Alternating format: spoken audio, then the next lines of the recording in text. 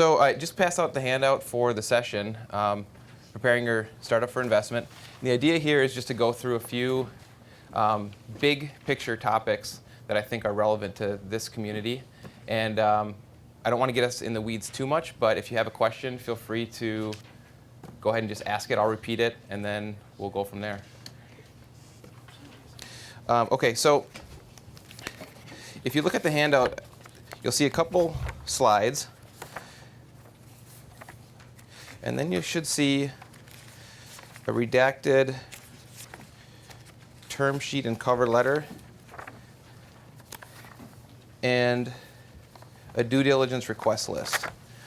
And the reason why I provided those is because I really want to give you an opportunity, if you haven't seen this type of document before, to understand sort of what it is we're talking about in the real world. So when we talk about investment in startups, a lot of times you see a big picture slide like the first one in the handout. And that's great because it shows you sort of the entire lay of the land, so to speak. But it's easy to get lost in that kind of chart and not really understand how it carries itself out in the practical world if you've never actually done it before. And so with that in mind, what I wanted to do is sort of work backwards from the point in time where there's actually investment interest in your company and carried out through the request of what a due diligence request list looks like. Because that's a very important document in the process that actually serves in a lot of ways as an outline of what to prepare for. So when we talk about preparing your startup for investment, what are you really selling someone to invest in, right? And you might think it's your idea, you might think it's you. It is all of those things, but it's also the set of documentation that actually captures all of that in sort of ephemeral, conceptual stuff. So how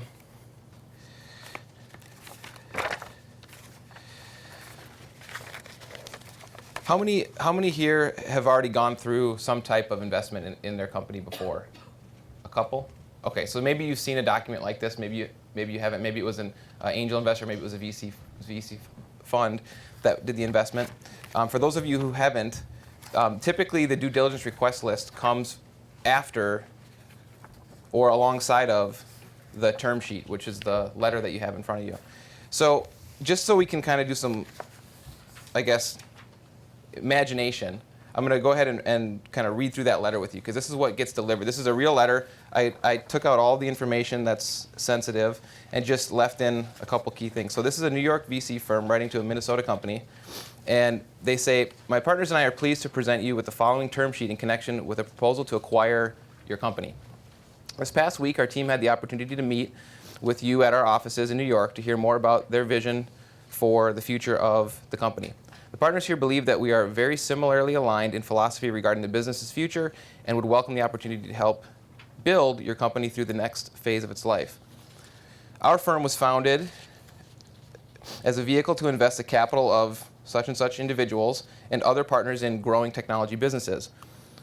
Over the past few years, we have worked diligently to produce strong returns for our organization and to partner with skilled management teams to help them scale their businesses. Your business is exactly in the phase of growth where we can add the most value, and we are excited about the opportunity ahead. Since we are a vehicle to invest the capital of our principals, we do not need the traditional approval from lenders, limited partners, and committees to arrive at an investment decision. This allows us to move swiftly to conduct due diligence and close with minimal business disruption to you. Our offer to acquire the company, the specifics of which are contained in this term sheet that follows this letter, will be in the form of cash consideration at closing. This should be the most advantageous transaction structure for current shareholders and will allow us to move forward and close quickly on the sale of the company. We are excited about the future at your company and confident that we have the right mix of experience and resources to partner with management on this opportunity. If you have any questions, please feel free to call me at the number below. We look forward to working with you.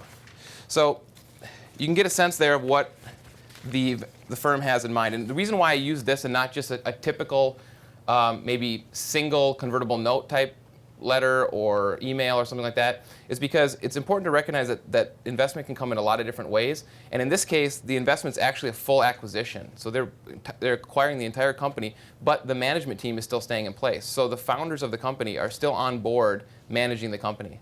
And that's an interesting version of investment that I just want to make sure you appreciate.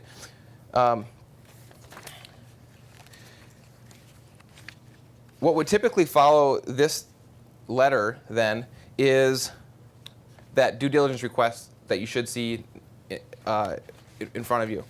That now is where I want to take us, because here's where the whole point of this presentation is. If you have not been thinking at this point, up until this point, about due diligence, and you get that request list, it's a pretty big wake-up call, because that's a pretty big list of things for you to have in order and to be able to produce in a very short amount of time. In the term sheet, for example, I redacted the exact date for the requested closing, but it's within a double-digit day time frame for requested closing. So imagine now that you've gotten this letter, you've had these meetings, maybe you haven't told them about the exact shape of your business and from a housekeeping standpoint, and now they're ready to go. So they've given you this letter, they've given you this term sheet, they've sent your attorneys the due diligence request list, and the question is, are you prepared? So how do you get prepared? If you do envision that your startup will someday be one that is invested in and will get this type of letter or get this type of due diligence request, how do you prepare? Well, first, I hope just giving you that due diligence request list is a sneak peek at the future and will help you prepare. But second, I want to just jump into the. I don't really know what my second thought was there. Sorry, but if you can go look at the investment timeline on the handout, that's the second page.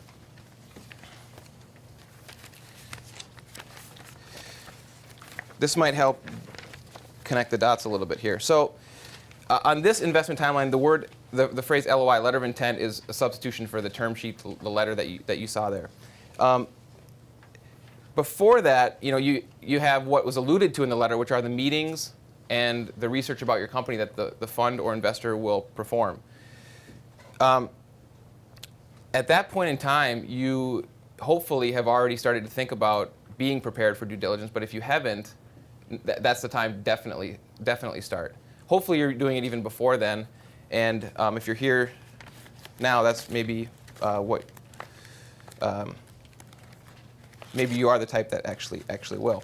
So what does that mean to be prepared for those types of things? Well, hopefully before the term sheet, during that meetings and research stage, you've already taken you've already developed good habits for the next page of the handout, which is maintaining records. And I provided just a short list of the types of records that are important to maintain. And what I would recommend is that you look at those records and kind of think about how that fits in with the due diligence request list. Because your ability to maintain and keep organized records will directly impact your ability to respond to that due diligence request list. And what we see as attorneys when that moment in time happens is that the companies that have done the best job maintaining records are typically the easiest to go through due diligence with, and it's also the cheapest. And that's a big part of it. It can cost, typically we say around 1% of the amount that's invested should be what goes towards legal fees. So for example, in this term sheet, I won't disclose to you the exact amount, but it was a mid-six-figure investment, and we ended up with fees at about 1% of that. So five-figure fees. That I'm pointing out to you because that can swing from 1% to 3%, or 3 times the amount, very quickly if the record are not well maintained. Because you have to go back in time and figure out what the company did or didn't do, when it did it, how it did it. You've got to start to look at what documents exist, what don't exist, and it becomes a pretty big mess to clean up.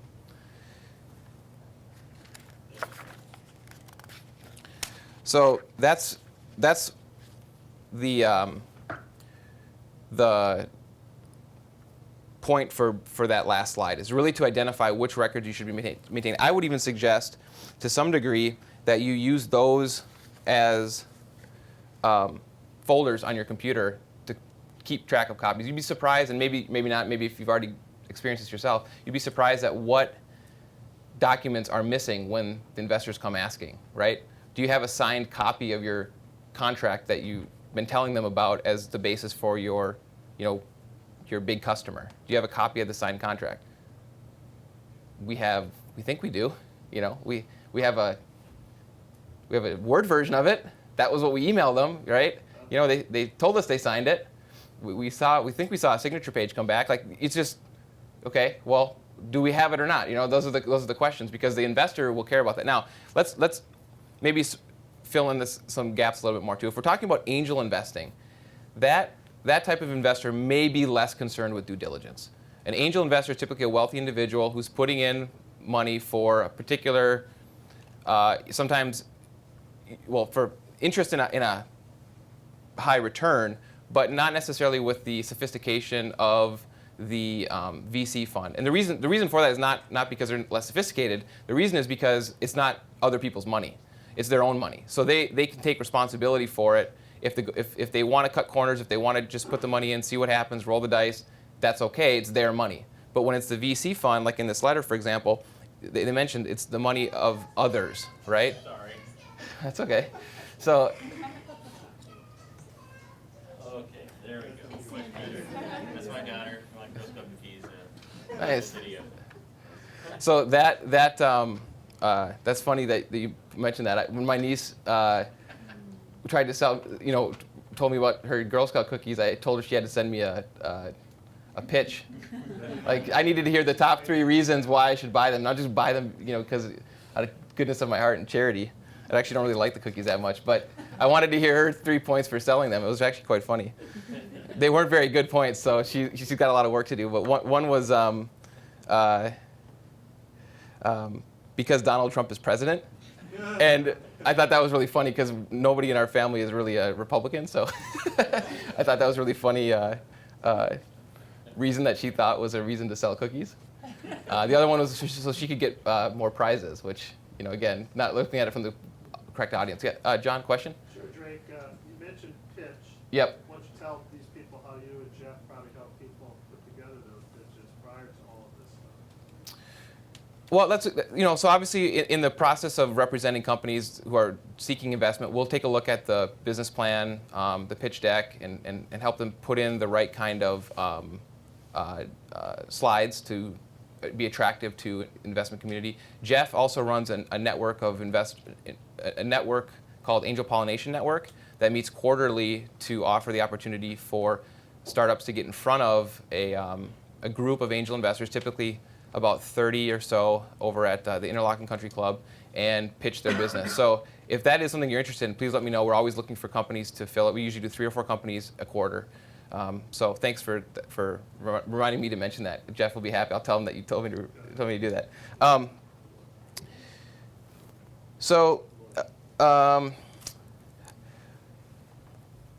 Let me just ask, are there any questions so far?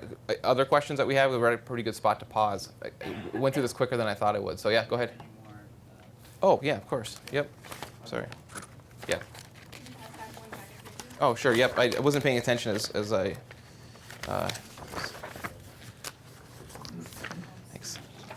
Thanks. And one more. Thanks.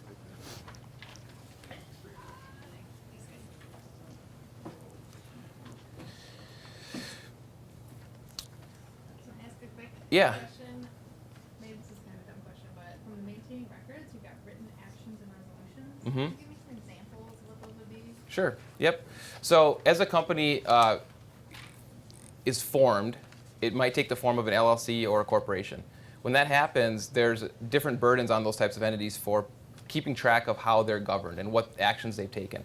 So in the old days, you might have had actual meetings of the board of directors or of the governors, and you might have had people, and you still do this, but in closely held businesses, nobody really meets just for governance purposes, right? So the way that you get around that and the way that you just document it neatly is you put it into what's called a written action.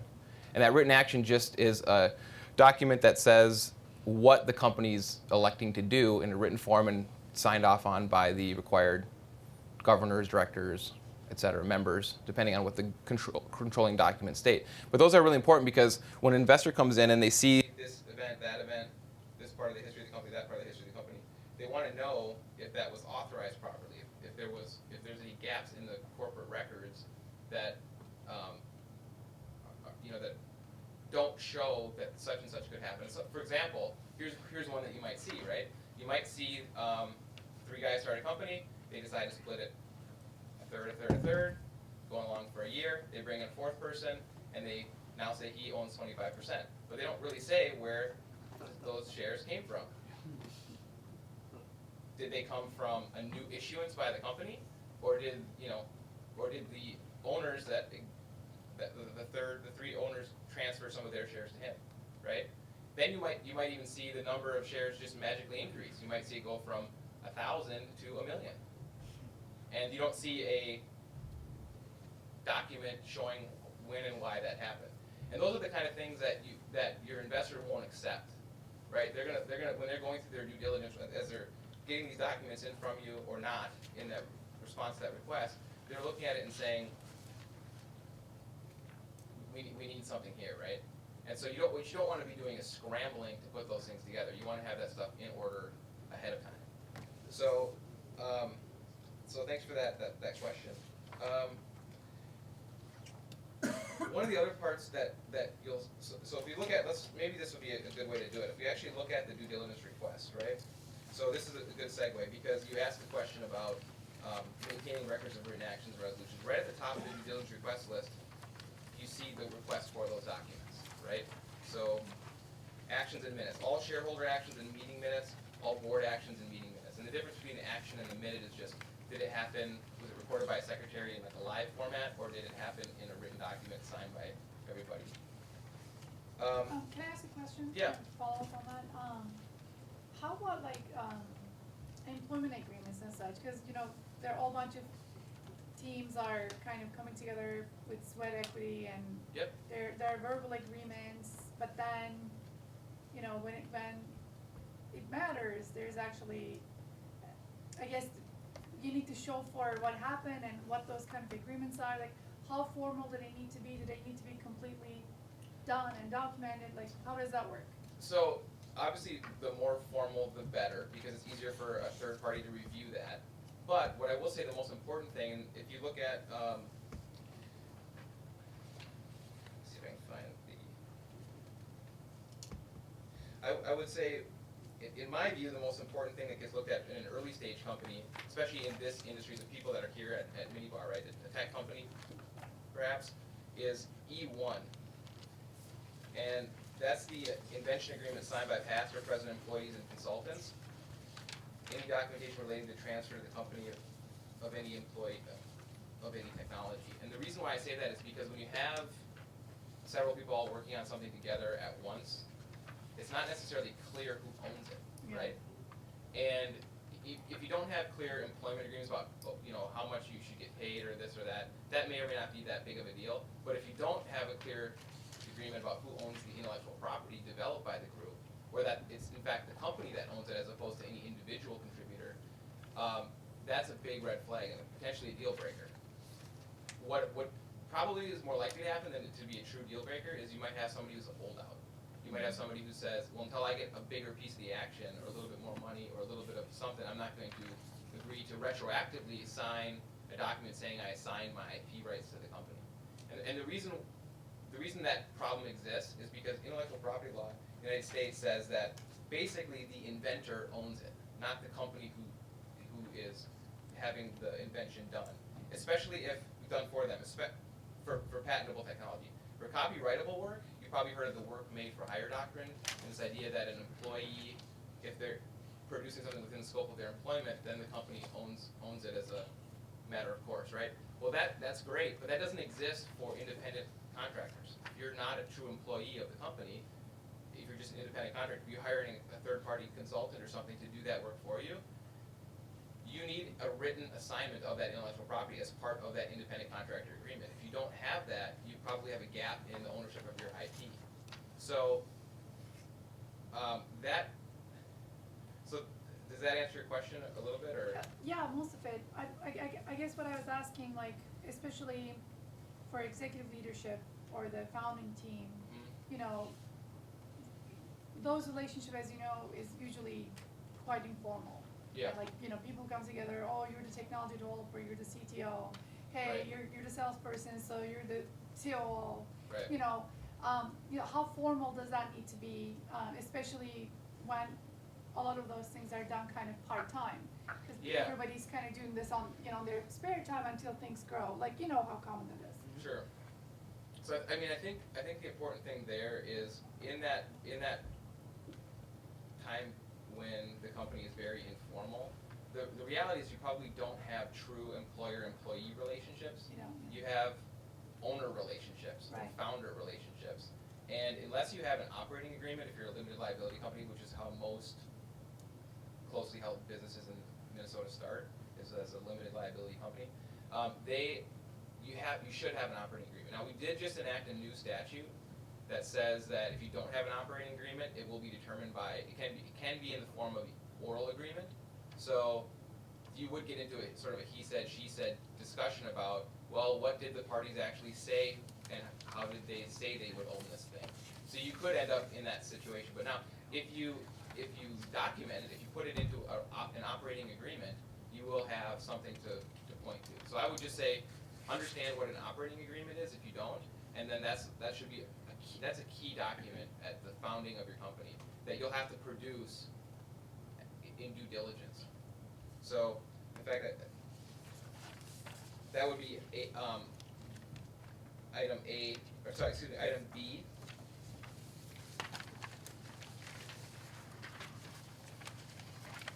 Well, not exactly. B2 is sort of what it is. Otherwise, it would be C.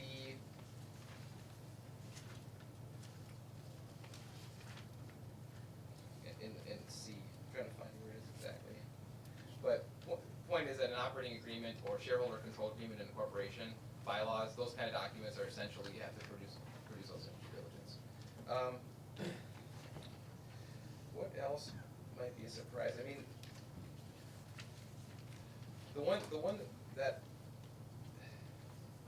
actually this is a good one to bring up. So contracts are really key. I mentioned, you might have this like silly situation where you don't know where your signed contract is. That does happen, but hopefully everybody in this room is aware that if you have a contract with another party and you're getting it signed, that you keep it.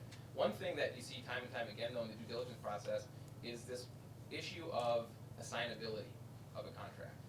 And baked into every contract, for better or for worse, is often a provision about assignment and whether that contract can be assigned or not, and under what circumstances, and whether certain circumstances are deemed to be an assignment.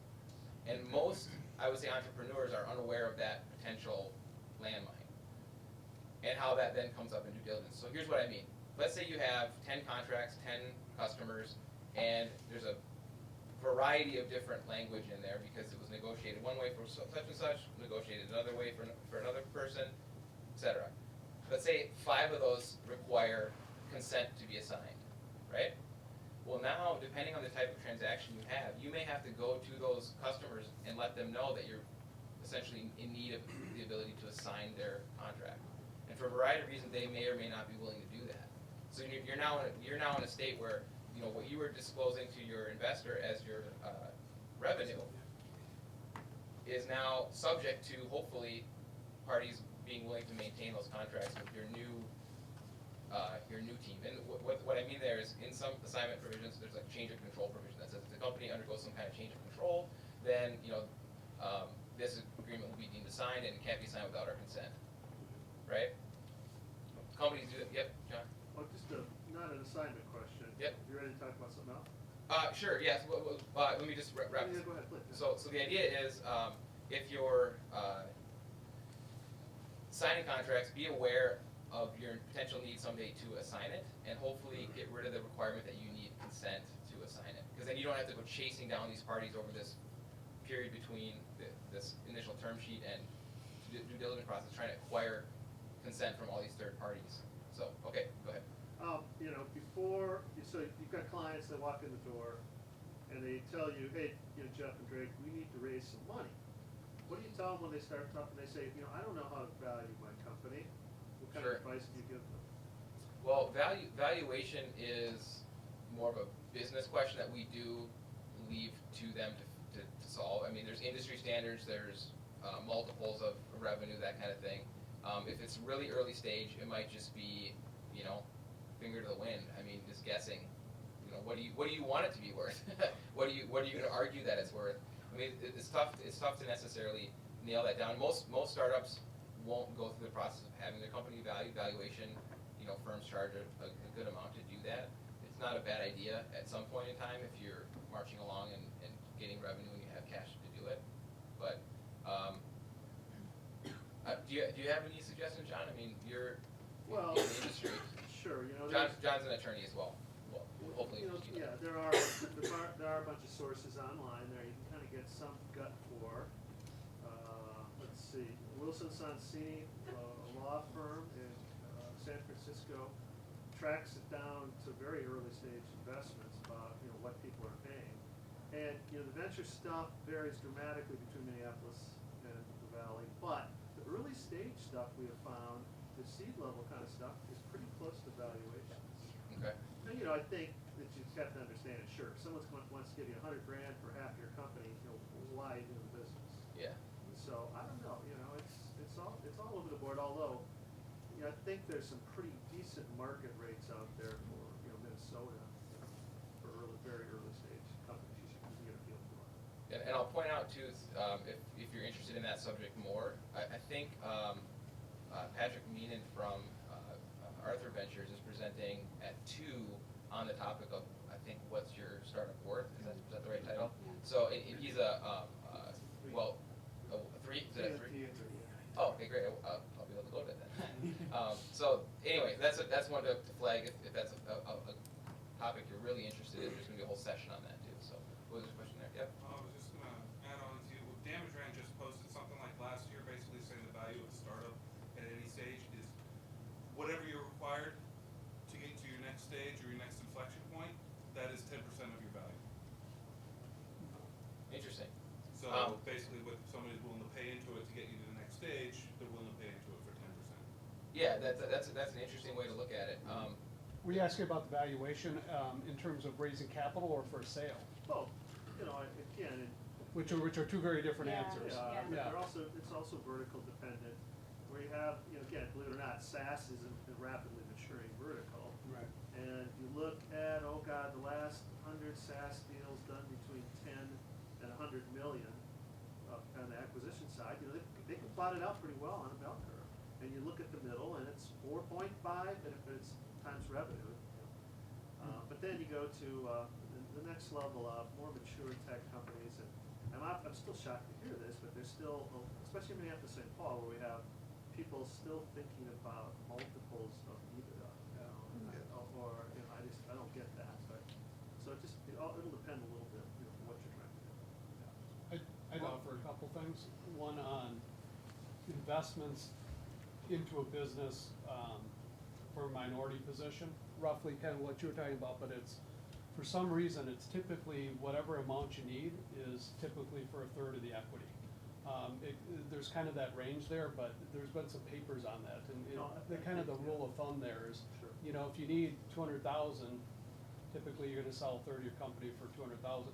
If it's a sale of the company, an outright sale, the academic wonky answer is always any acquisition or investment is always the net present value, the cash flows that are going to come out of that acquisition. Now, it may not be that acquisition relates to that specific assets. If Google's buying it, they may be valuing that it's going to increase other lines of business for them or buy some other technology and so forth. But the real answer is when somebody in the seat of making that acquisition, they have to say, how am I going to get cash out of this at some point in time that's going to justify that acquisition of that asset? And so I think that's kind of the thought experiment for any entrepreneur to kind of think about is where is the value of this asset, and to have price discovery, aka what is somebody willing to pay for it and what are the pressure points of why they're willing to pay for something like that. And that's where you see some neat things happen when an entrepreneur can convince a big buyer that there's some really cool things that they're gonna have a hard time either making on their own or acquiring elsewhere. Or that's where also EBITDA comes in play, and you kind of look at what am I gonna get out of it, and, you know, I'm gonna buy it and then the business was the amount, when am I gonna get my money? Like, if buying outright, not just. Well, and Patrick, you have to kind of, I think that's a good point, you have to kind of back into, you know, what do investors expect? Right. Yeah. Again, you can use the Valley mantra, which I think is still somewhat valid, you know, 3 to 5 and 3 to 5. Right. And if you can't back in, you know, their investment at that percentage, to that 3 to 5 year valuation, you're gonna have problems. Yeah. Patrick, That's you very think much. 3 to 5 to 3 to 5 is still somewhat valid? Yeah, and I mean, I've always kind of seen it as a multifaceted, kind of looking at it from a bunch of different angles, but again, it's around that price discovery, because whether it's right or wrong, people still use it and think about it. So, you may think EBITDA is still complete BS, but the reality is some people on the other side of the table may be looking at an EBITDA multiple. So you gotta kind of think about this from different angles. If you're a $1 billion company, you're gonna do the EBITDA analysis. Not necessarily even at the million or less, you really look at the EBITDA when you're kind No, of looking at it. no, there's no way, you know, you don't. So if I can just summarize, what I would say for most of the people in the room where they want to land on this For the key, is- angel guys who are not in town on this. is that if you're wondering what to be trying to raise, the question asked is how much do you need, right? And if you're asking what will I have to give up for this number that now I've decided I need, it's probably 10 to 30%. That's the easiest way to think about it. Is understand what you need, have justifications for what you need, and then be prepared to give up 10 to 30% of your company to get it. If you're talking about an investment from an outside investor, and the idea behind that, if you go to the first page, the startup financing cycle, you see this like sort of ladder approach. The little points where you see the line jump up first, second, third, those represent, and it's not written out on this slide, but those represent different quote-unquote inflection points in the business.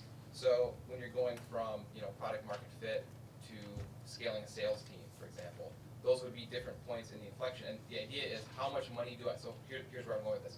If the question is how much money do I need, well, if you're at a point where you've got product market fit, you might say, how much do I need to build a sales team, right? To hire 10 sales associates to sell my product in or service in 12 key markets, right?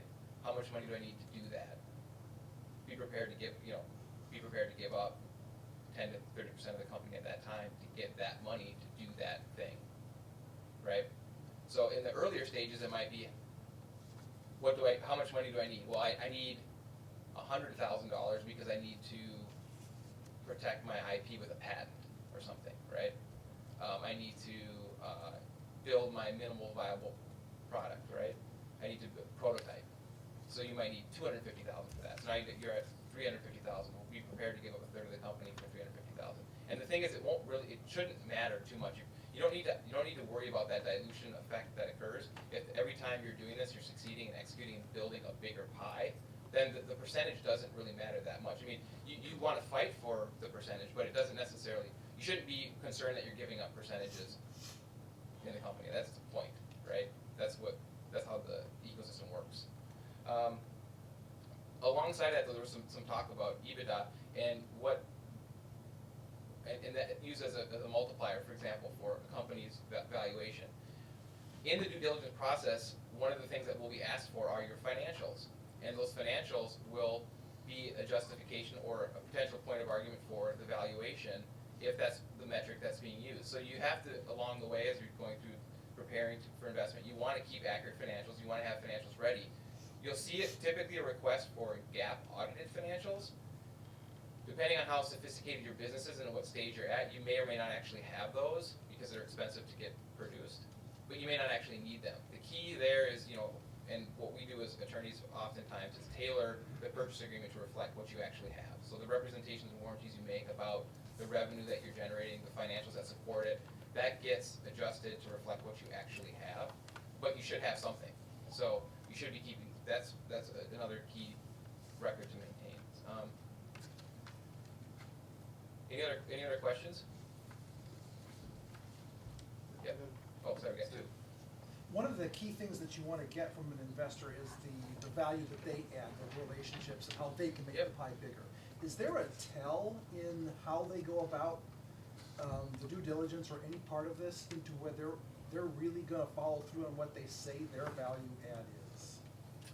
You know, that's a good question. I think a lot of that's going to be driven by their reputation, and because at least in the Twin Cities, for example, it's a pretty small community. If you ask around, you So just you'll ask find out. around, Yeah, okay. you'd ask around. Yeah. Yep. Thefunded.com and a ton of other blogs, where the entrepreneurs will talk about their experience with those okay. investors. Sure. So those are very valuable resources. And the number one rule, don't ever, ever, ever, ever, ever do a deal with anybody until you call their references. It's a two-way process, no matter what.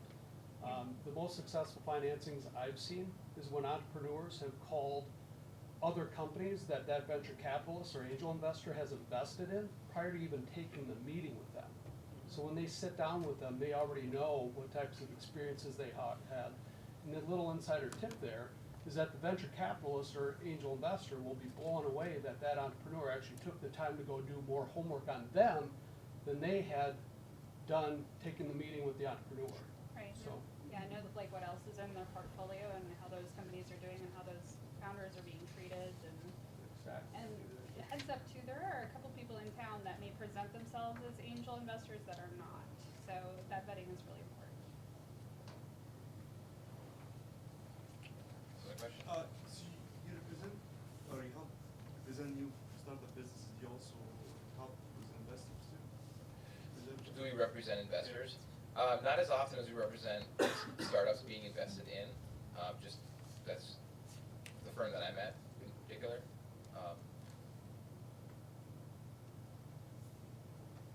Any other questions? I think we're looking pretty good for time. Yeah. I just wanted to add a comment on the CPA. This due diligence checklist, you're gonna need it for the entire life history of the company. I've now found that you can put it online. If you guys have Atlassian, you take Confluence, you put it on Confluence exactly the way they want it. And now you have it forever, and you can invite your attorney to put in stuff to it. So what happens is you have a working flow. It makes life really easy. I had to go back to 2001, start a company, and go back and do the history. It cost them about $90,000 for me to rebuild Wow. their entire history and get everything right. Yeah, thanks for sharing that, because that's what I was talking about before when I'm saying, you know, being prepared in real time is much easier than being prepared retroactively. So the whole you know value hopefully for you is to get a glimpse of what that request looks like and start to ask yourself, you know, do I have these things in order, and would I be prepared if I was having successful meetings with investors, they did start to ask for opportunity to invest, and would I be able to meet these requests? That's yep. So I'm scouting, I'm Steve Clift, I'm scouting for an Australian-based fund that's interested in government technology, and they consider themselves a follow-on investor. And I, you know, it's one of these things where, you know, my background is working with government technology for nonprofits, so this is pretty new to me. Yep. But any thoughts or tips for that follow-on investor stage, you know? So like, you know, the idea is they want to follow along someone who's done all the due diligence work and, you know, and chip in a little. But what can go wrong with that, you know, or what types of you know, sharing of information happens or should happen to make sure that the follow-on investor is fully informed, if you will. Well, I'm not sure if I totally understand the question, but I will say in the idea of follow-on investment, the preceding investment is really important and how that gets handled, because, for example, we're not quite getting into the you know, advanced term sheets, you know, but certain investors will argue for and potentially get from you types of concessions. And those concessions can then linger and follow the company into the next round of investment. And if you're too quick, for example, to sign a term sheet, without having that reviewed even, you may have already committed yourself to promises that you really maybe shouldn't have. And then it's up to you to either get out of them or to deal with the consequences. So a lot of times, so just as a point of advice, we have been contacted, for example, as counsel after the term sheet's signed. And I always wonder why that was done, right? I mean, congratulations first, but then second, now what, right? I mean, because it's better to start thinking about getting advice for this stuff as early as possible because it's cheaper and you can avoid some consequences. Yep. Basically two questions. You said Minnesota's mostly LLC, but there's also S Corp, and I heard a lot of registration in the Delaware. Sure. Yep. Good questions. So a couple different things there. When I say most companies form as a limited liability company, that's just a type of business entity, and it's a little bit more relaxed, a little bit more informal, and a little simpler to operate from a governance standpoint. When we talk about an S corporation, what we're actually talking about is a tax election, and that's just a decision made typically by the business and its accounting for advantages for its finance. Now, when a company elects to be taxed as an S corporation, it has impacts on the structure of the company because you can't have certain types of members. Members can't be corporations, for example, in an S corporation. That stuff's all a little bit too in the weeds here. What I would just say is, if you don't understand the difference between a limited liability company and a corporation, you should definitely understand that before you form one. Because there are significant implications for how the business is governed, how you keep track of it, how you record what does happen, and then also the tax side of it.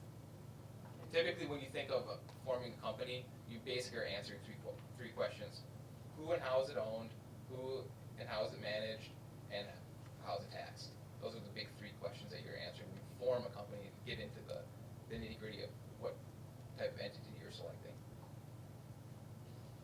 Your question about Minnesota versus Delaware, that is also a very, there's a very long answer to that.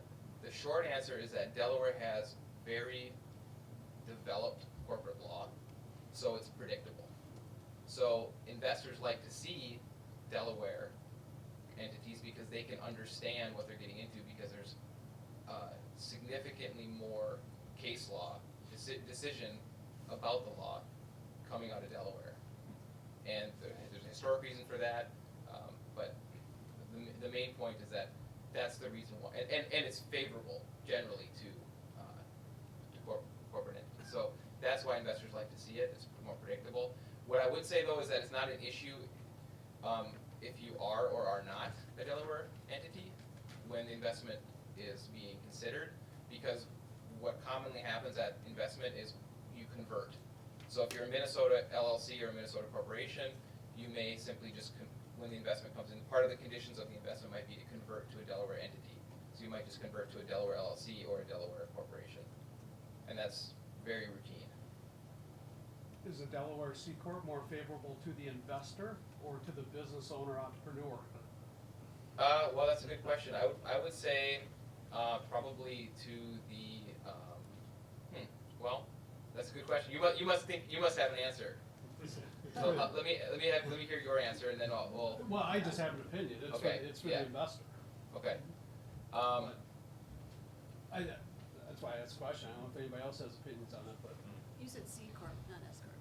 Is that it doesn't matter. But Delaware, S Corp, C Corp, but Yeah, the S corp is just going to be the tax election. Yeah. yeah. Well, yeah, that part matters. I But think the traditional way to look at it has been Minnesota, Delaware, is that Minnesota is more pro-investor rights, so that you can't do certain things without getting shareholder approval or member approval, and it's much more difficult to do that. Delaware, I think it's more pro-company. is Well- it more pro company, like for the founder investor? They've got a long history of being pro-company. Okay. Minnesota's got a long history of protecting minority shareholders. Yeah, and I think that's a good distinction to point out. So one of the reasons why an investor might not like Minnesota as the body of law to rely on is Minnesota has a special provision in its corporate charter that says, the corporate law that says, if you do certain actions, you have to get minority shareholders have rights. So shareholders with smaller percentages of the company have special protections in Minnesota law that don't exist in Delaware. Now, you might think, well, if I'm an investor, I like that, right? Because I might be that minority shareholder. The problem is that you don't like it vis-a-vis the other minority shareholder you might be partnered with, who's a stranger to you. So you don't want the other shareholders to be affecting the company with, with decision-making power. You want that to be centralized away from the shareholders. So even though you are a shareholder, so it's kind of counterintuitive, you actually don't want to get into battles with the other shareholders over rights. And you don't want some minority shareholder with 5% of the company, whatever, getting in the way. Because what you do as the investor is you insist on, for example, on having somebody on the board. That's how you control the company. If you're the big minority investor, so you have 25% of the company as that stage, that's what you're getting, right? The VC firm will say, we're going to put one of our guys on your board to influence decision making, right? So now we are the company. We're part of the company. We're an investor. We're a shareholder, but we're also part of the management governance team, right? That's how they get into the control. And what they don't want is a minority shareholder who's not had that influence, who's not on the board, who doesn't have, like the angel investor that was there from the first round. They don't want that person to have a say in the management and operation of the company, or like a veto right? So that's why they like to shift it to Delaware. Does that make sense? Kind of counterintuitively, but it hopefully makes sense.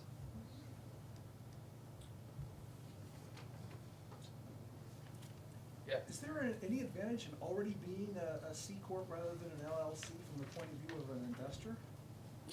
I don't think so. The only reason that an investor likes to see a C Corp is that for tax purposes, their role is less dependent on the company, in the sense that the company's taxed on its income separate from the ownership. So they don't have to wait for the company to issue them what's called a K-1, which is a partnership tax return for their taxes. So they're not sort of tied to waiting for the company to issue them something so they can do their own taxes. The company does its own taxes, they do their own taxes. That's a big reason why an investor might like to see a corporation as opposed to a LLC. But again, most of those issues can get resolved by the company and that investor if they need to, by just converting from an LLC into a corporation. Now, that's a good follow-on in that if you aren't sure, it's much easier to be an LLC and convert into a corporation than it is if you start as a corporation and then want to convert into an LLC. That's a much more difficult change, and for reasons I won't go into, but just know if you're not sure, just be an LLC. It's much easier to move from that into something else and the other way around. Other questions? We good? All right. Well, thanks everybody. I'm glad it evolved into some questions because that was a nice conversation. Thank you.